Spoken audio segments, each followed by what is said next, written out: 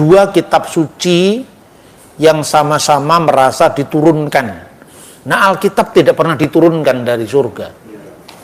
Jadi itu beda pandangan. Jadi artinya kenapa kita seringkali terlalu resah dengan klaimnya orang lain. Kalau saya klaim ya biar saja, itu klaim teologis orang, itu kan haknya mereka untuk melakukan hal yang mereka lakukan. Jadi kalau saya mengatakan istri saya Bu Safa, istrinya orang lain misalnya namanya Maria, saya tidak perlu harus mengganggu klaimnya orang atas istrinya. Iya tak?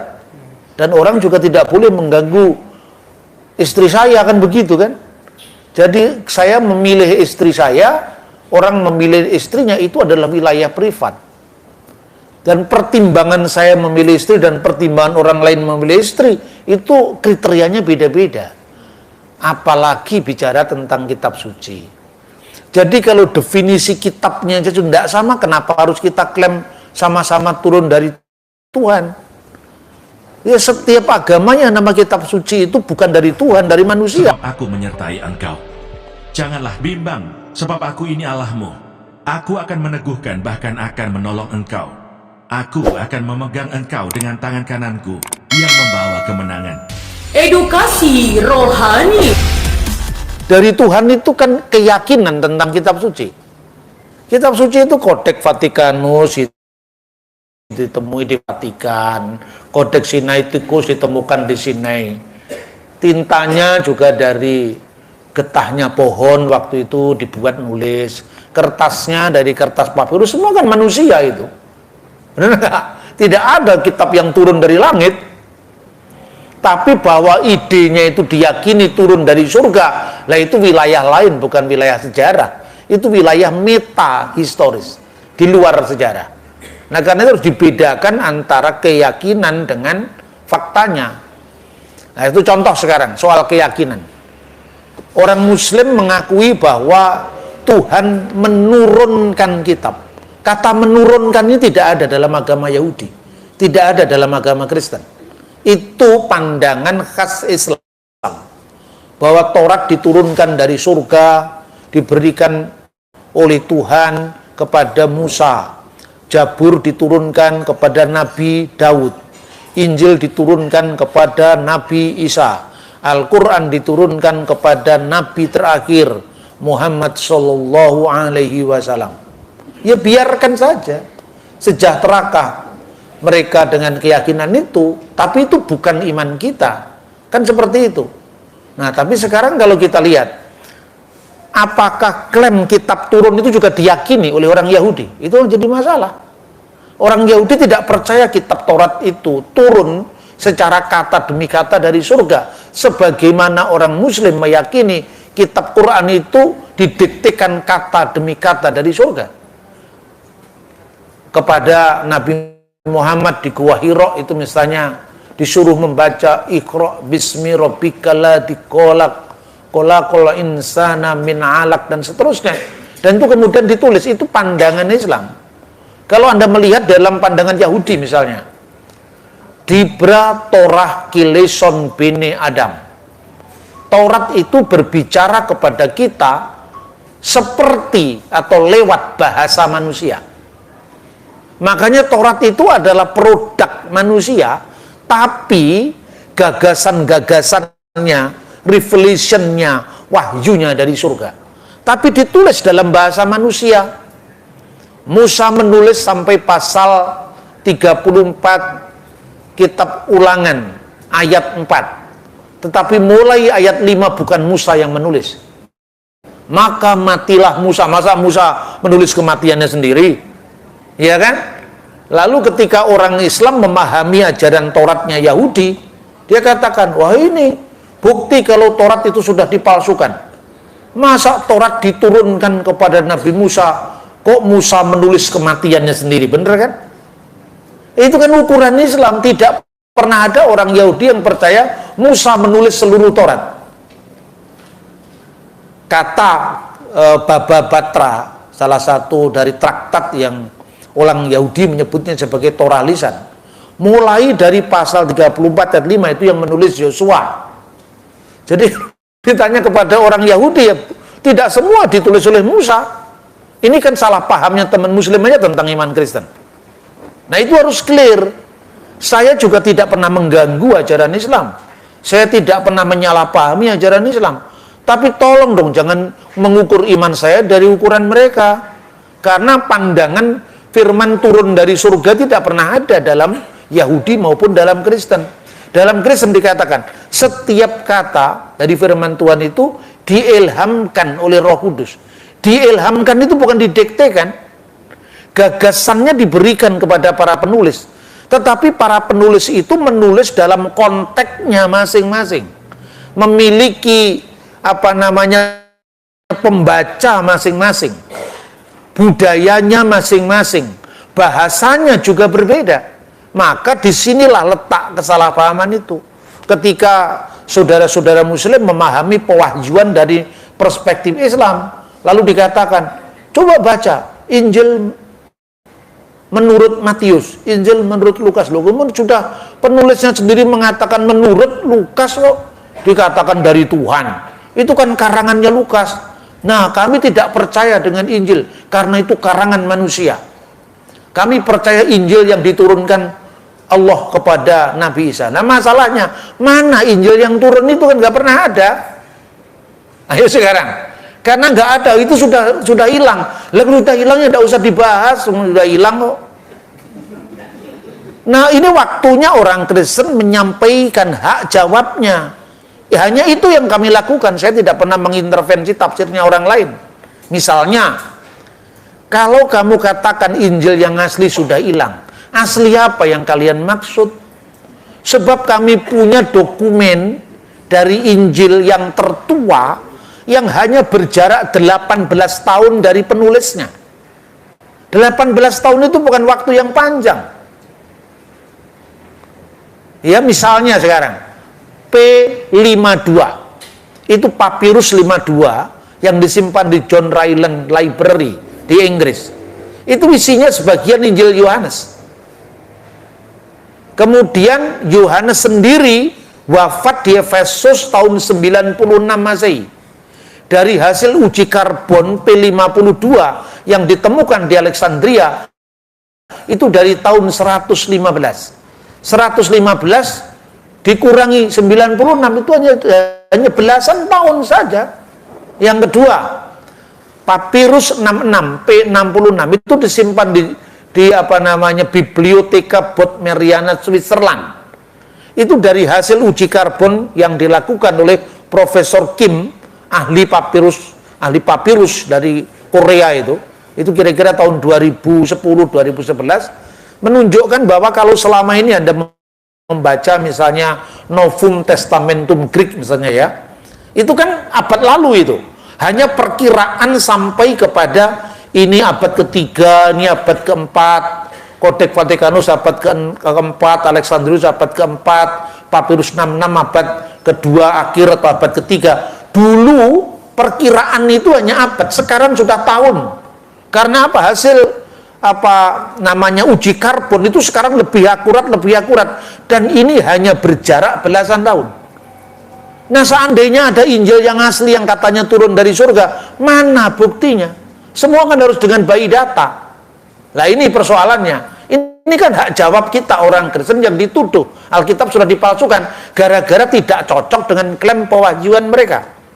Ya, itu yang pertama. Yang kedua, Quran itu adalah kitab suci yang muncul dari satu zaman, satu bahasa, satu budaya sebagai nabi penerima wahyu, satu sistem kalender.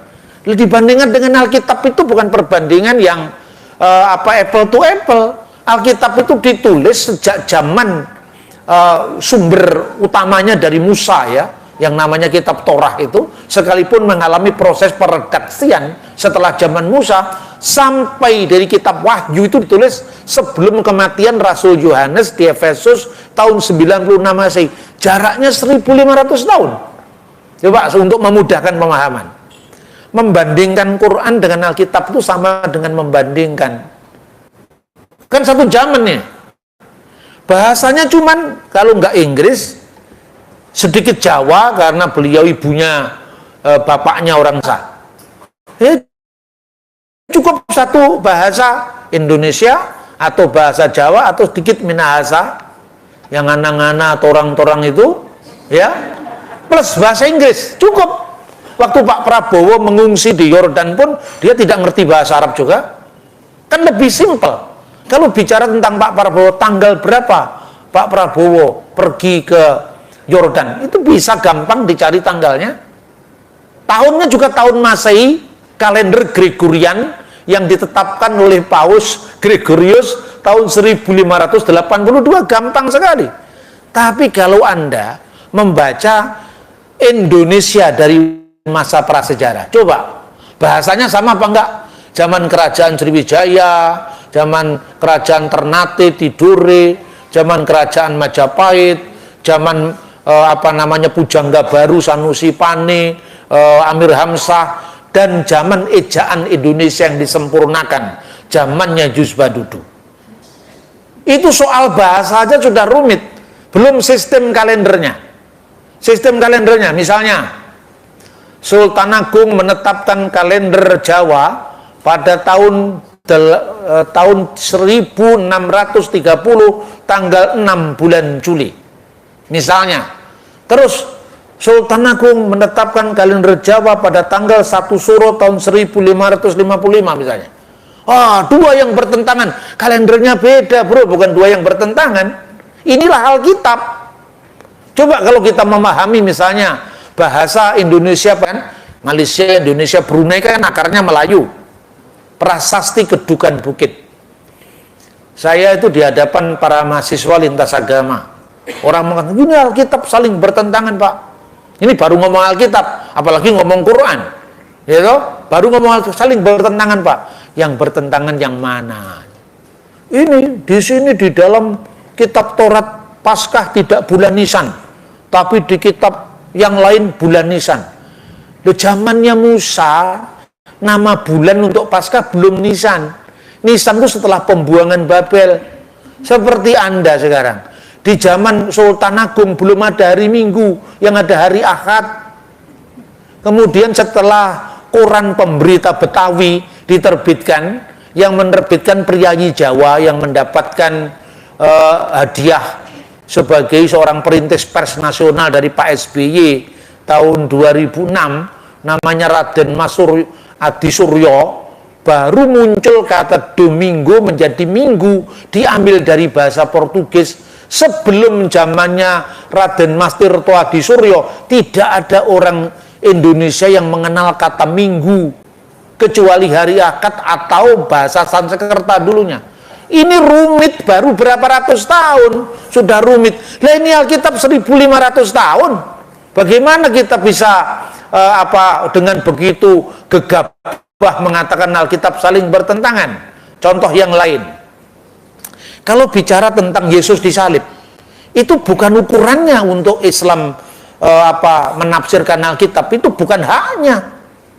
Karena apa? Makanya tadi saya sampaikan, jangan salah paham. Posisi Quran dan posisi Alkitab tidak sebanding. Karena itu saya menolak perbandingan agama antara dua kitab itu. Jadi cara menolak saya kan halus. Kalau bicara Yesus disalib, kenapa harus membaca literatur abad ke-7 Masehi?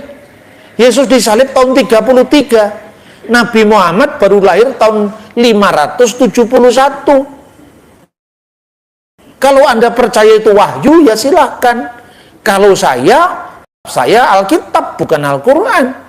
Karena apa? Anda mau mencatat sejarahnya Patih Gajah Mada. Tentu sejarah sejaman terlepas dari keyakinan wahyu, terlepas dari keyakinan firman. Ini soal sejarah. Saya lebih percaya kitab Negara Kertagama. Karena ditulis, meskipun ditulis oleh orang lain, tapi ditulis sejaman dengan Gajah Mada. Yaitu pada masa puncak keemasan kerajaan Majapahit di bawah Raja Hayam Wuruk. Kan begitu kan? Saya lebih percaya dengan misalnya Empu Tantular yang menulis Bhinneka Tunggal Ika. Karena dia menulis tahun 1385. daripada saya percaya dengan sastra Melayu zamannya Sanusi Pane. Bener nggak? Jadi kalau untuk penyaliban Yesus tidak usah baca Quran, dan jangan mau diajak baca Quran. Pertama, itu bukan kitab saya, bukan kitab kita, dan tidak boleh menjadi rujukan bagi kita. Kedua, itu terlalu panjang diukur dari sejarah, karena Yesus tahun 33, Qurannya baru muncul 500 tahun kemudian. Jadi tidak apple to apple untuk dibandingkan. Itu satu. Kedua, pemahaman Muslim pasti mengatakan itu wahyu Tuhan yang terakhir. Jadi yang terakhir itu membenarkan. Yaitu silakan, itu klaim teologis. Tapi bagi saya orang Kristen tidak ada lagi yang perlu dibenarkan. Mana yang dibenarkan? Semua catatan sejarah di abad pertama, Yesus pasti disalib.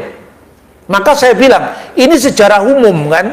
Tapi kalau kita tanya, apa makna Yesus disalib bagi kita? Itu jawabannya Alkitab. Karena sudah wilayah iman, wilayah teologis. Yesus disalib karena kasihnya kepada kita untuk menebus dosa kita. Itu kan makna penyaliban, tapi Yesus pasti disalib. Itu sejarah.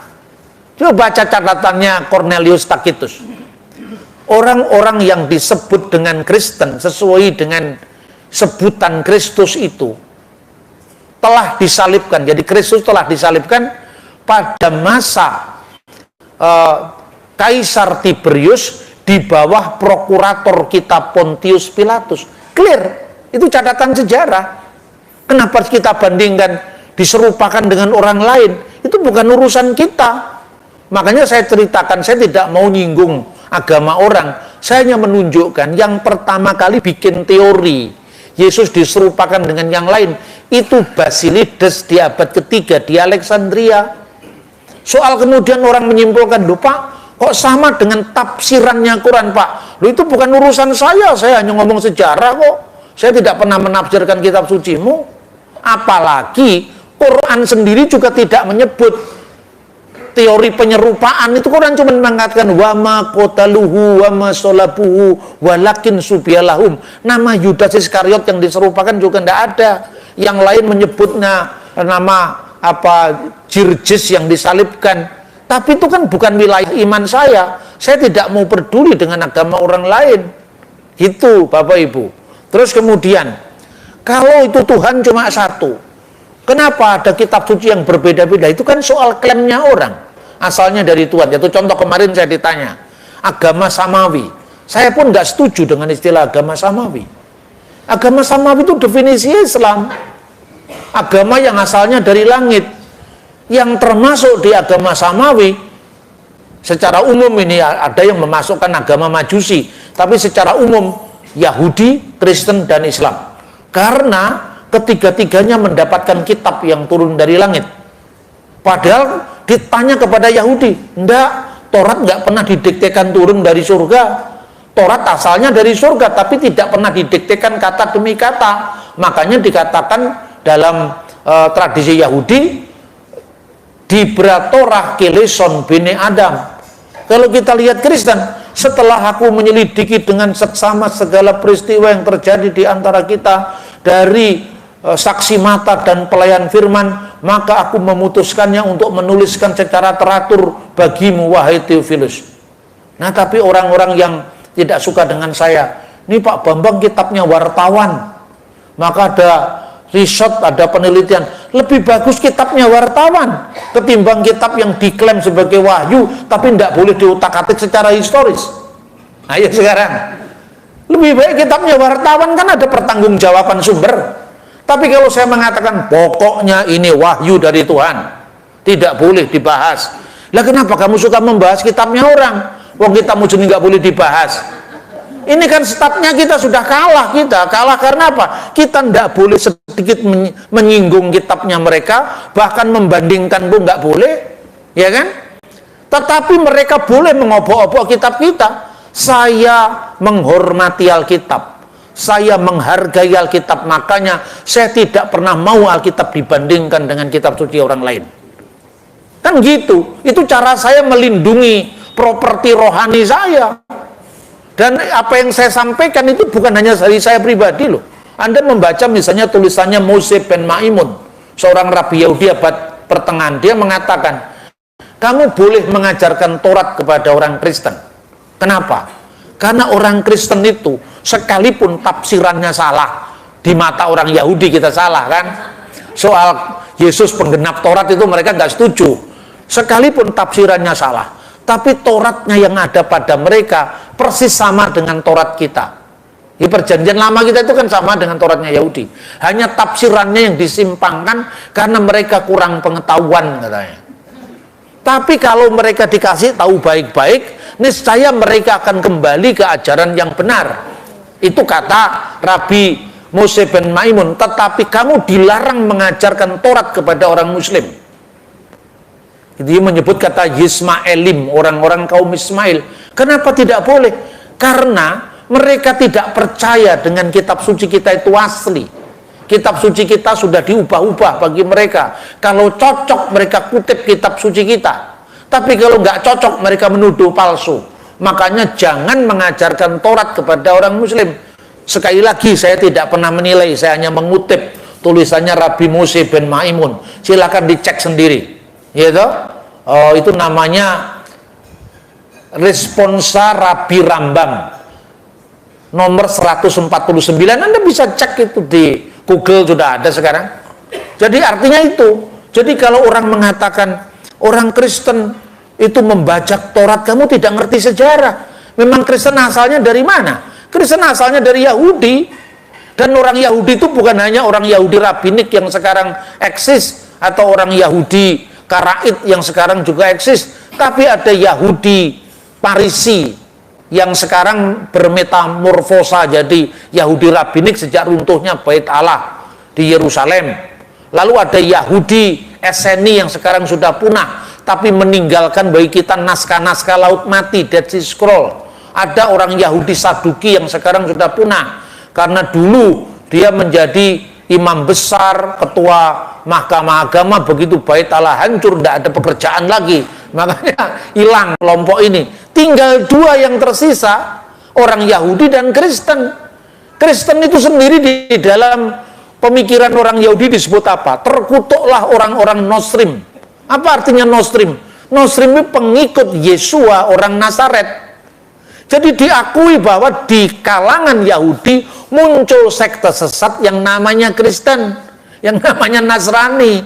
Di kalangan Yahudi di mata Parisi muncul sekte sesat yang namanya Esseni. Di mata orang Parisi muncul sekte sesat yang namanya Saduki yang tidak percaya dengan kebangkitan. Itu di mata Parisi. Nah, di mata orang Kristen, Parisi itu saudara kita dalam Taurat, tapi mereka belum sampai. Ibarat jalan baru di tengah jalan, kita sudah final gitu loh. Jadi proses saling menilai itu terjadi pada komunitas saudara satu Taurat itu. Belum ada yang lebih tua lagi dari sudut pandang sejarah. Mereka yang memisahkan lebih dulu namanya orang Samaria. Sampai hari ini Tauratnya juga sama, Taurat Samaria. Ada varian-varian teks, itu ada urusan lain. Makanya misalnya soal Iska atau Ismail ini juga gitu. Kita diajak berdebat soal Yesus disalib atau tidak. Saya nggak mau. Yesus pasti disalib, kenapa diperdebatkan?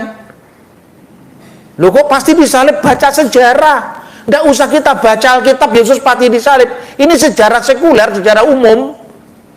Jadi kalau Alkitab kita batasin sebagai wahyu, kita kalah karena kedudukannya sama dengan kitab-kitab yang lain, tidak peduli asalnya dari 500 tahun setelah peristiwa atau 300 tahun setelah peristiwa, karena dua-duanya distempel wahyu, ya sudah, wahyu dari Tuhan. Pertanyaannya, masa Tuhannya satu, wahyunya berbeda-beda? Gitu kan? Maka cross checknya apa? Kalau Kristen ngomong ini yang benar Alkitab, Islam ngomong ini yang benar adalah Al-Quran, Hindu ngomong ini yang benar kitab beda, semua kan benernya masing-masing. Lah sekarang diuji satu-satu. Misalnya ya, Abraham, bapaknya Abraham namanya siapa? Dalam Alkitab misalnya namanya Terah. Apa kira-kira data sejarah sejaman Abraham tidak ditemukan?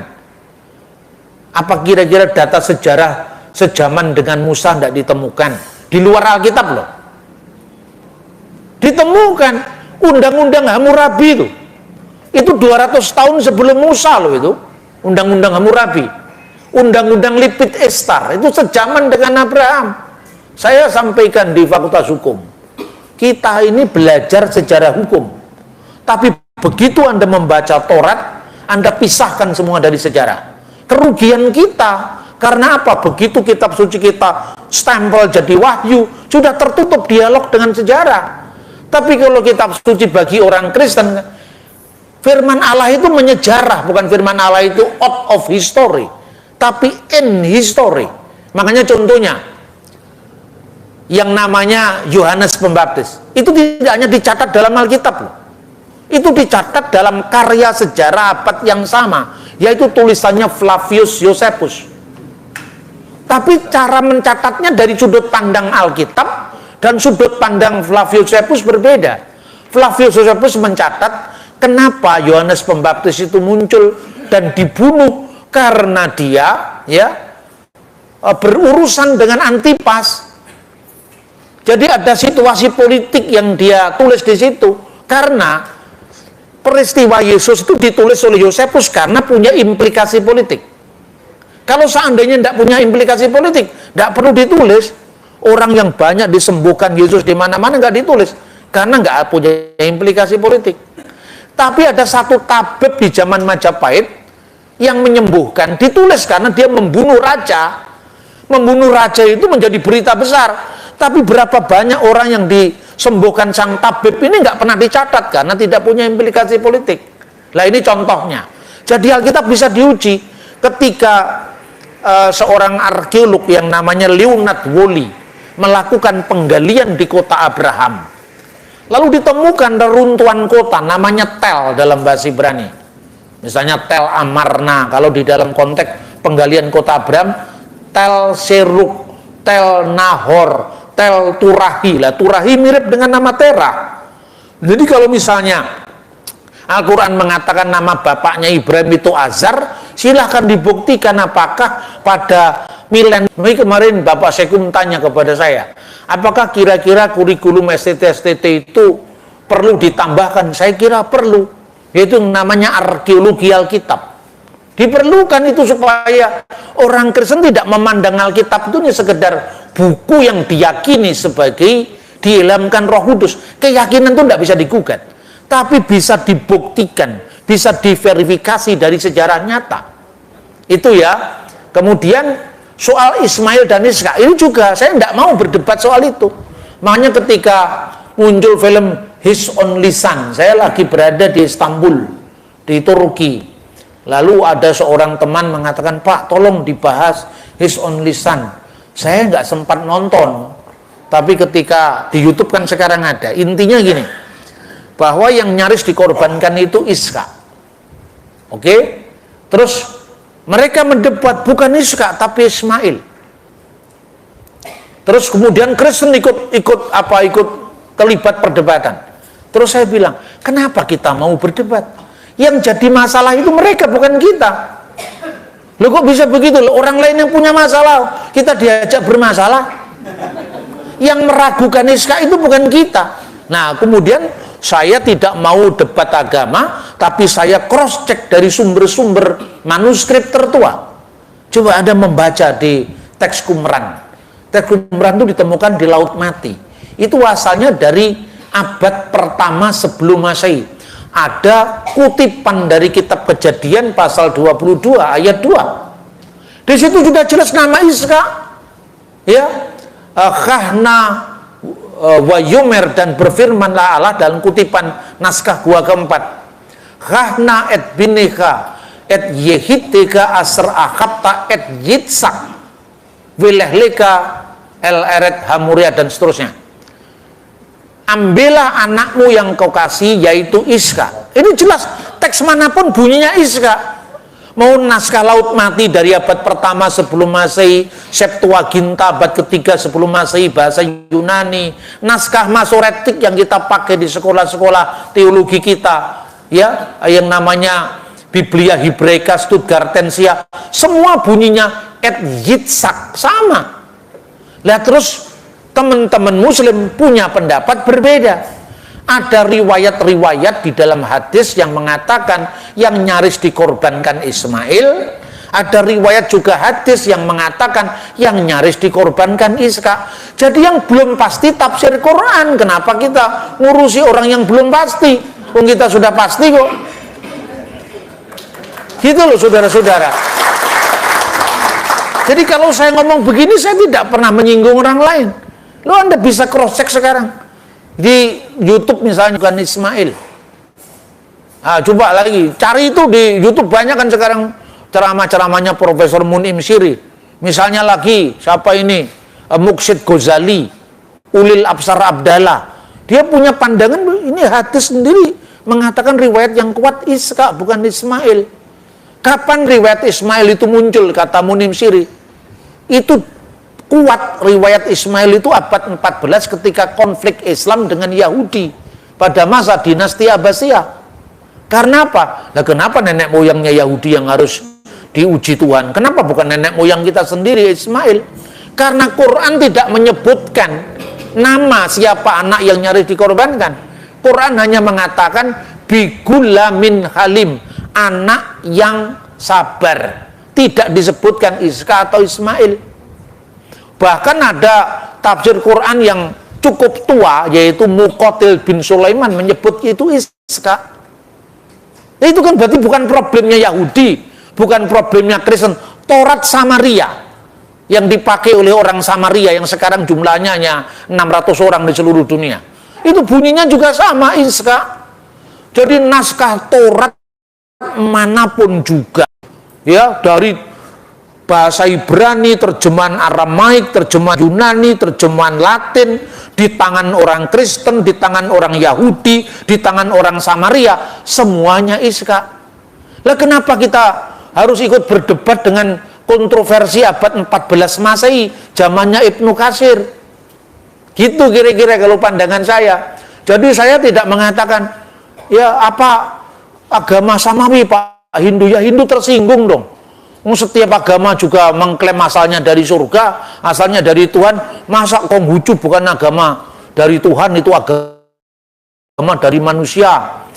Hindu agama dari manusia, Buddha agama dari manusia, hasil kebudayaan. Tapi Yahudi dengan Taurat yang diberikan Tuhan kepadanya, Kristen dengan Injil yang diturunkan Tuhan kepadanya, Al-Quran dengan diturunkan kepada Nabi Muhammad, itu semuanya dari surga. Makanya disebut agama samawi.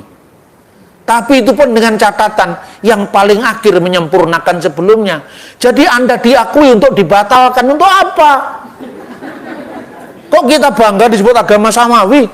Bagi saya setiap agama itu ya asalnya samawi, termasuk Hindu, Buddha. Soal itu klaim itu benar atau tidak, itu kan urusan yang mengimani.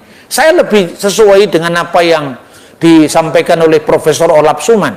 Ada agama-agama yang disebut Semitic religion. Semitic itu agama keturunan Sem, putranya Nuh. Lah Islam termasuk agama Semitic ini. Lah kalau Hindu, Buddha itu anggap saja agama Timur.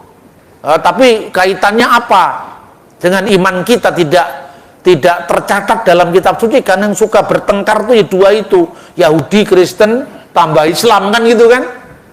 Nah itu kira-kira saudara. Makanya dalam era dialog ini logika kita bukan logika polemik, tapi logika dialog teologis, menghormati orang lain pada posisinya tanpa mengintervensi orang lain pada tafsirannya masing-masing. Nah biasanya kan seperti contoh seperti ini penting. Misalnya gini ya, kenapa Yesus itu dijadikan Tuhan padahal dia nabi? Ini ukurannya siapa? Nabi kok berzina sama anaknya? Itu misalnya Lot. Lot itu kan berzina sama putranya, dikasih mabuk itu, gitu. Sama lahirnya orang yang namanya Moab dan Amon. Bani Moab ya. Moab itu Meab dari bapak. Dan Amon itu kemudian Aman sekarang, kota Aman sekarang. Nah, tidak mungkinlah Nabi seperti ini. Justru kami sangat menghormati Nabi. Makanya Nabi tidak mungkin seperti yang digambarkan dalam kitab Bible. Begitu kan? Bible itu melecehkan Nabi. Itu perspektifnya siapa? Pertama sekarang, siapa yang bilang Lot itu Nabi? Nah itu dulu kan. Tidak ada tradisi Kristen atau Yahudi yang mengatakan Lot itu nabi. Lot itu bukan nabi. Lah yang menabikan juga kamu sendiri. Setelah gak cocok, kamu mengkritik Alkitab. Ini kan gak fair gitu loh. Lot itu bukan nabi. Itu satu. Yang kedua, bahaya untuk mempelajari kitab suci apapun kalau dari sudut pandang sejarah, itu namanya anakronisme. Anakronisme itu apa? Berasal di kata ana, itu melawan. Kronos itu kronologi, melawan kronologi sejarah. Pertanyaannya sekarang, kenapa anak-anak Lot ini, dua putrinya ini, begitu antusiasnya agar bapaknya dikasih mabuk supaya dia dapat berketurunan? Karena apa? Karena budaya Timur Tengah kuno itu takut dengan kemandulan. Dan itu tidak hanya ada dalam kitab suci loh. Anda bisa membaca pada teks-teks arkeologi yang sejaman dengan itu. Orang Timur Tengah kuno itu, orang mandul itu disesali. Karena itu harus ada solusinya. Ketika orang menikah, suami istri, istrinya tidak punya anak, itu bahasa undang-undangnya tidak bisa memberikan anak kepada suaminya. Nah, ini sudah keliru. Yang memberikan anak bukan istri tapi Tuhan. Ini sudah diskriminasi gender ini. Maka suami itu boleh mengambil hambanya untuk mendapatkan anak dari dia. Ini undang-undang Hammurabi yang bilang begini. Saya nggak ngomong Alkitab. Ini undang-undang Lipit Estar yang ngomong begini. Bandingkan dengan kasus Abraham. Jadi memahami Abraham itu dengan undang-undang pada zamannya, bukan undang-undang perkawinan tahun semerganya. Tidak berketurunan. Ini tidak ada laki-laki di sini. Laki-laki yang semarga dengan dia. Makanya keturunan kita akan punah. Kita akan menjadi aib bagi keluarga kita karena di peristiwa, karena kebingungan bapaknya dikasih mabuk. Artinya dikasih mabuk karena apa? Karena nuraninya masih jalan. Itu bapak saya, itu bukan suami saya. Tapi gimana tidak ada laki-laki lain dikasihlah mabuk sama dia. Jangan diukur dari ukuran sejarah sekarang karena beda. Itu satu. Kedua, bukti dalam Alkitab, misalnya bukti dalam Taurat. Kenapa orang Yahudi dalam hukum khusus, kemarin kita baca, hukum umum, jangan mencuri, jangan membunuh, jangan berzina, itu berlaku bagi semua bangsa, yang dikenal mispatim. Lalu hukum peringatan dan hukum khusus. Hukum khusus misalnya Yahudi tidak boleh makan babi, tapi Papua boleh. Gitu? Saya selalu ulang-ulang ini supaya Anda tidak ikut jadi Yahudi. Ya kan? Yahudi tidak boleh makan onta, Arab boleh. Ya kan? Makanya orang Arab itu menebusnya dengan korban onta seperti kasusnya kakeknya Nabi Muhammad, Abdul Muthalib. Itu berjanji kepada dewa dewa sepasang dewa dewi namanya Isaf dan Neila. Kalau saya punya anak 10 laki-laki, saya akan berikan yang terbaik, yang tercakep kepada kedua pasangan dewa dewi ini. Akhirnya dia punya anak bener. Yang tercakep itu Abdullah, bapaknya Nabi Muhammad. Dia harus ditagih janjang korban. Jadi kalau kemudian orang Papua bikin perdamaian, ya, antar satu suku yang perang dengan yang lain, korbannya babi. Kenapa diukur dari Yahudi? Ini Papua, bro. Bukan Yahudi kan begitu kan? Ini cara membaca sejarah yang runut. Nah, makanya di selain hukum khusus itu dikatakan begini, kamu tidak boleh memasak anak kambing bersama susu induknya. Itu ditulis dalam Keluaran pasal 23:19. Dan janganlah memasak anak kambing bersama susu induknya. Namanya hukum khusus, nggak ada penjelasan. Tapi arkeologi bisa menjawab. Kenapa Israel tidak boleh memasak daging bersama susu induknya? Itu karena ketika Israel harus berhadapan dengan bangsa-bangsa lain, dia dikuduskan, jadi tidak boleh serupa dengan yang lain. Memasak daging dengan susu induknya itu ritus penyembahan dewi kesuburan yang namanya Asera. Makanya Israel supaya tidak serupa dengan bangsa-bangsa tetangganya, termasuk orang Kanaan, jangan kamu menyerupai orang Kanaan, karena engkaulah kudus bagi Tuhan. Kalau orang Kanaan ketakutan dengan kemandulan mereka, makanya memuja Dewi Kesuburan dengan simbol anak kambing bersama susu induknya. Kamu jangan lakukan itu. Itu karena kekhawatiran akan kemandulan tadi, persis dengan peristiwa Lot. Iya kan? Tapi kalau kita baca, ini ayatnya sudah ada. Ya ayatnya sudah ada, itu alamatnya kepada siapa dulu. Sama dengan Anda membaca Bergerlek Wetbook, kitab undang-undang hukum perdata, yang berlaku bagi orang Indonesia yang bumi putra kan. Kalau Timur Asing kan nggak berlaku untuk kita, Eropa nggak berlaku untuk kita. Itulah namanya pluralisme hukum. Jadi itulah Alkitab. Alkitab itu memang bacaannya orang-orang pinter sebetulnya itu. Jadi kalau orang yang perspektifnya kurang itu sulit. Makanya ini tetangga yang suka ngusili Alkitab itu hanya modalnya comot ayat, nggak lihat konteks sejarahnya. Itulah sebabnya saya ceritakan kemarin ketika memasak kambing bersama susu induknya. Hari ini pun orang Israel tetap melakukan itu. Anda lihat itu di Yerusalem misalnya. Saya tunjukkan biasanya kalau orang ke Yerusalem bersama-sama dengan saya tunjukkan, ayo kita masuk ke Museum Alkitab. Kenapa Bapak ini penting? Di Indonesia kita dituduh Alkitab kita palsu.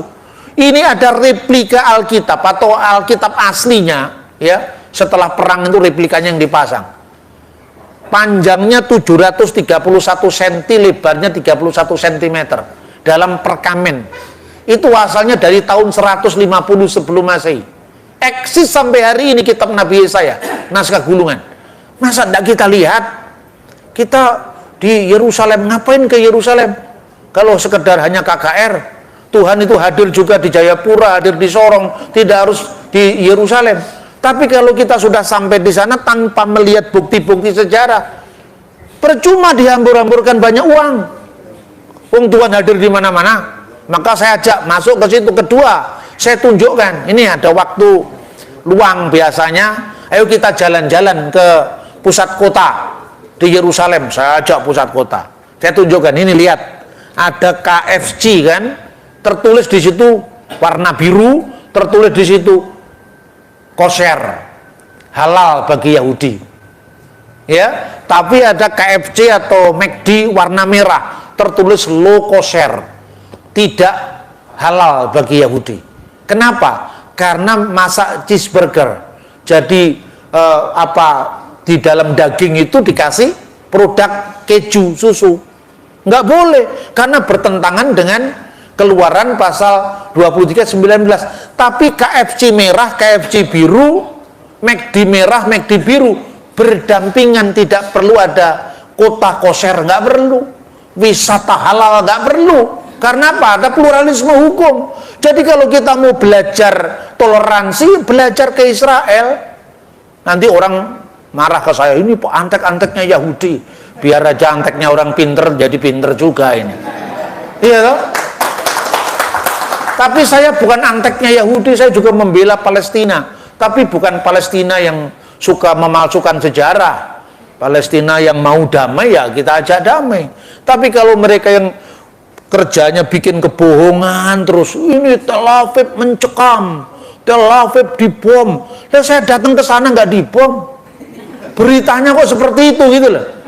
Ya, saya selalu selama selesai saat perang setelah Oktober 2023 saya sudah ke Israel 7 kali.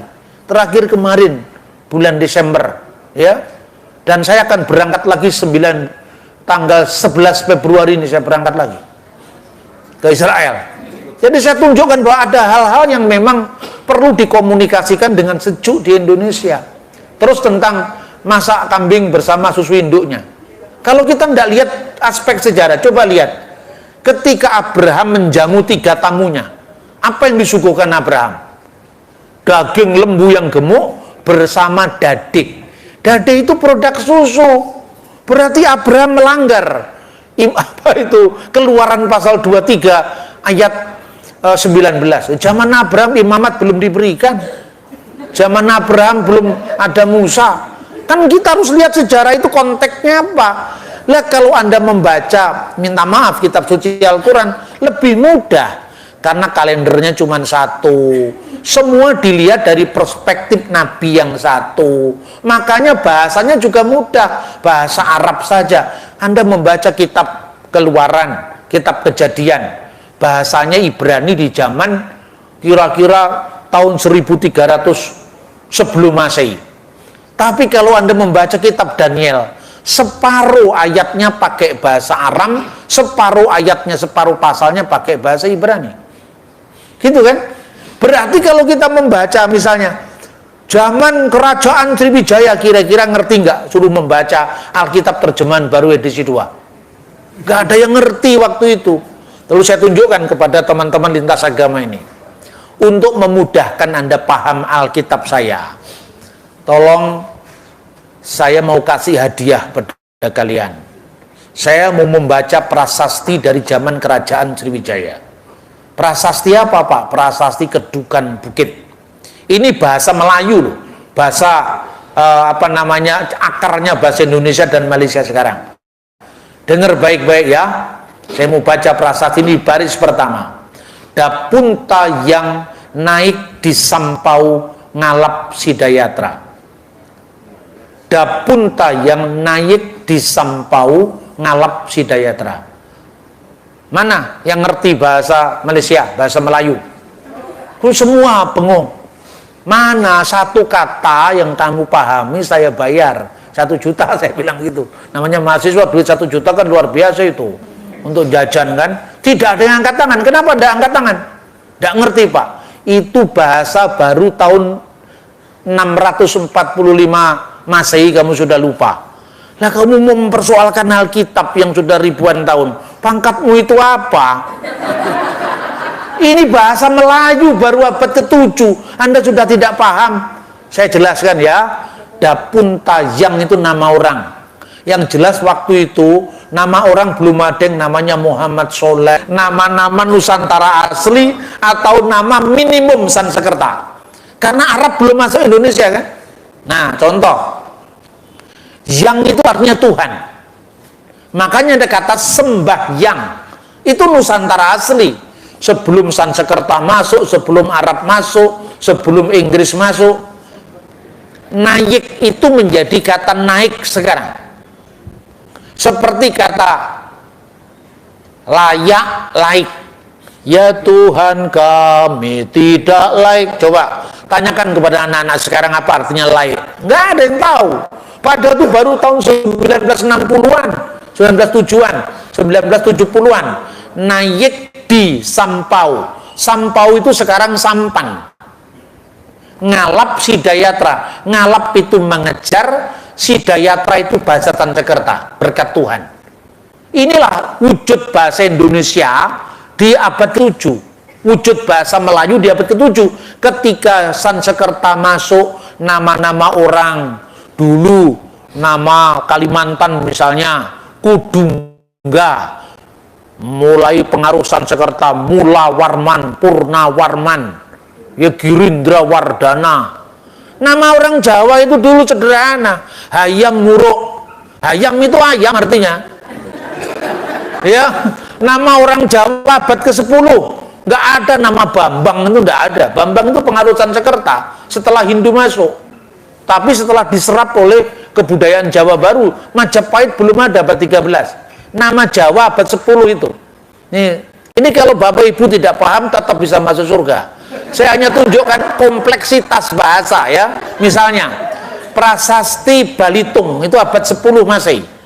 Tertulis di sana misalnya Galigi mawayang buat yang macarita Bima Yakumara. Kicaka Mabanyol. Apa itu artinya? Nama orang. Mamuk. Mamuk itu nama orang. Si Mamuk, si Mamuk. Si itu sebutan si ya, artinya sama. Mamuk itu nama orang. Kicaka itu nama orang. Jadi nama orang itu nama-nama binatang yang perkasa, misalnya Gajah Mada, Gajah Pagon.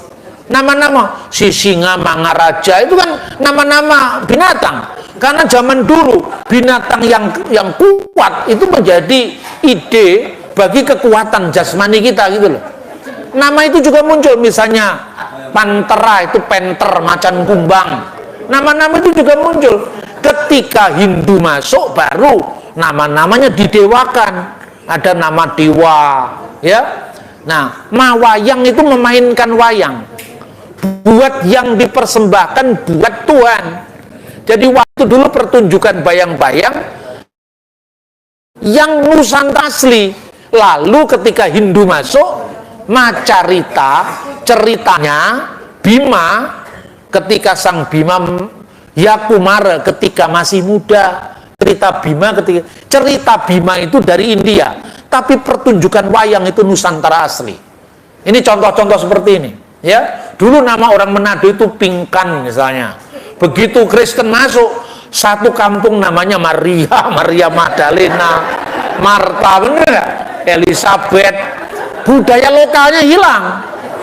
Makanya orang Papua biar aja ada nama baptisnya, nama Alkitab, tapi nama aslinya jangan dibuang. Itu lokalitas kita gitu loh.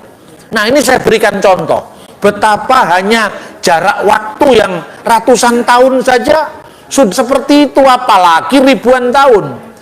Terus kemudian pengakuan negara. Sebetulnya agama itu tidak perlu diakui negara, hanya perlu administrasi negara ikut mengatur agar tidak kacau balau. Tapi soal kitab suci ini dari Tuhan atau tidak, apa mau menang negara mengakui dari Tuhan atau tidak? Itu bukan urusan negara, itu urusan iman seseorang. Negara hanya memfasilitasi, melindungi, menjaga, tapi bukan menentukan Tuhan yang benar. Tuhan. Pasal 10. Gembala yang baik. Aku berkata kepadamu, sesungguhnya siapa yang masuk ke dalam kandang domba dengan tidak melalui pintu, tetapi dengan memanjat tembok, ia adalah seorang pencuri dan seorang perampok. Tetapi siapa yang masuk melalui pintu, ia adalah gembala domba. Untuk dia penjaga membuka pintu, dan domba-domba mendengarkan suaranya, dan ia memanggil domba-dombanya masing-masing menurut namanya, dan menuntunnya keluar. Jika semua dombanya telah dibawanya keluar, ia berjalan di depan mereka, dan domba-domba itu mengikuti dia, karena mereka mengenal suaranya. Tetapi seorang asing pasti tidak mereka ikuti, malah mereka lari daripadanya, karena suara orang-orang asing tidak mereka kenal. Itulah yang dikatakan Yesus dalam perumpamaan kepada mereka, tetapi mereka tidak mengerti apa maksudnya. Ia berkata demikian kepada mereka.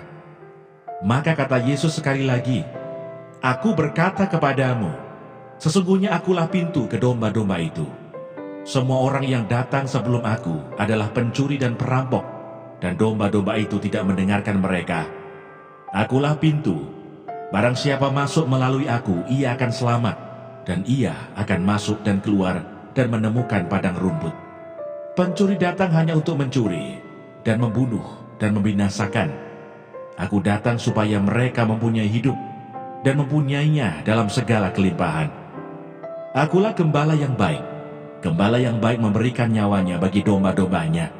Sedangkan seorang upahan yang bukan gembala, dan yang bukan pemilik domba-domba itu sendiri, ketika melihat serigala datang, meninggalkan domba-domba itu lalu lari, sehingga serigala itu menerkam dan mencerai-beraikan domba-domba itu. Ia lari karena ia seorang upahan dan tidak memperhatikan domba-domba itu. Akulah gembala yang baik, dan aku mengenal domba-dombaku, dan domba-dombaku mengenal aku, sama seperti Bapa mengenal aku, dan aku mengenal Bapa, dan aku memberikan nyawaku bagi domba-dombaku. Ada lagi padaku domba-domba lain yang bukan dari kandang ini. Domba-domba itu harus kutuntun juga, dan mereka akan mendengarkan suaraku, dan mereka akan menjadi satu kawanan dengan satu gembala. Bapa mengasihi aku oleh karena aku memberikan nyawaku untuk menerimanya kembali. Tidak seorang pun mengambilnya daripadaku, melainkan aku memberikannya menurut kehendakku sendiri. Aku berkuasa memberikannya dan berkuasa mengambilnya kembali. Inilah tugas yang kuterima dari Bapakku. Maka timbullah pula pertentangan di antara orang-orang Yahudi karena perkataan itu. Banyak di antara mereka berkata, Ia kerasukan setan dan gila. Mengapa kamu mendengarkan dia? Yang lain berkata, Itu bukan perkataan orang yang kerasukan setan. Dapatkah setan memelekkan mata orang-orang buta? Yesus ditolak oleh orang Yahudi. Tidak lama kemudian tibalah hari raya pentahbisan Bait Allah di Yerusalem. Ketika itu musim dingin, dan Yesus berjalan-jalan di Bait Allah, diserami Salomo. Maka orang-orang Yahudi mengelilingi dia dan berkata kepadanya, "Berapa lama lagi engkau membiarkan kami hidup dalam kebimbangan? Jikalau engkau Mesias, katakanlah terus terang kepada kami." Yesus menjawab mereka, "Aku telah mengatakannya kepada kamu, tetapi kamu tidak percaya. Pekerjaan-pekerjaan yang kulakukan dalam nama Bapa-Ku, itulah yang memberikan kesaksian tentang Aku. Tetapi kamu tidak percaya, karena kamu tidak termasuk domba-domba-Ku. Domba-domba-Ku mendengarkan suara-Ku, dan Aku mengenal mereka, dan mereka mengikut Aku. Dan Aku memberikan hidup yang kekal kepada mereka, dan mereka pasti tidak akan binasa sampai selama-lamanya, dan seorang pun tidak akan merebut mereka dari tanganku.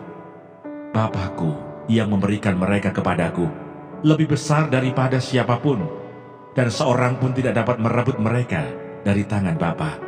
Aku dan Bapa adalah satu." Sekali lagi orang-orang Yahudi mengambil batu untuk melempari Yesus. Kata Yesus kepada mereka, "Banyak pekerjaan baik yang berasal dari Bapa-Ku yang kuperlihatkan kepadamu. Pekerjaan manakah di antaranya yang menyebabkan kamu mau melempari Aku?"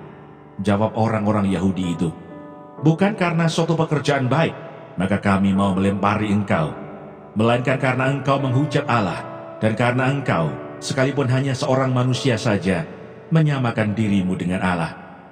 Kata Yesus kepada mereka, "Tidakkah ada tertulis dalam kitab Taurat kamu, Aku telah berfirman, kamu adalah Allah?"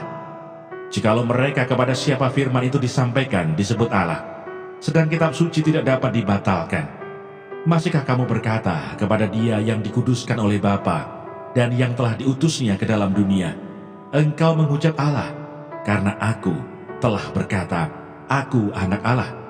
Jikalau Aku tidak melakukan pekerjaan-pekerjaan Bapa-Ku, janganlah percaya kepadaku. Tetapi jikalau Aku melakukannya, dan kamu tidak mau percaya kepadaku, percayalah akan pekerjaan-pekerjaan itu, supaya kamu boleh mengetahui dan mengerti bahwa Bapa di dalam Aku, dan Aku di dalam Bapa. Janganlah takut, sebab Aku menyertai engkau. Janganlah bimbang, sebab Aku ini Allahmu. Aku akan meneguhkan, bahkan akan menolong engkau. Aku akan memegang engkau dengan tangan kananku yang membawa kemenangan. Edukasi rohani.